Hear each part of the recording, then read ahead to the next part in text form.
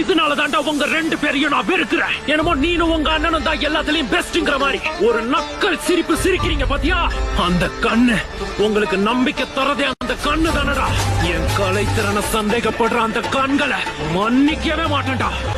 என்னையும் என் கலையையும் மதிக்காதவனை நான் விட்டதே இல்லடா.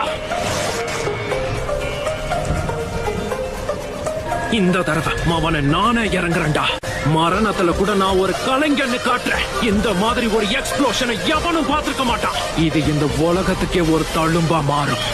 அதுக்கப்புறம் தான் என்னோட கலை எவ்வளவு பெருசு, நான் எவ்வளவு பெரிய கலைஞன்றத பத்தி பேசுவாங்க. நீ பயப்படுவ, நடுங்குவடா. உன் கண்ணு முன்னாடி உன் சாவு நிக்கும். அத பார்த்து ஓடுவடா. வலி நான் உனக்கு என்ன காட்டுறேன்.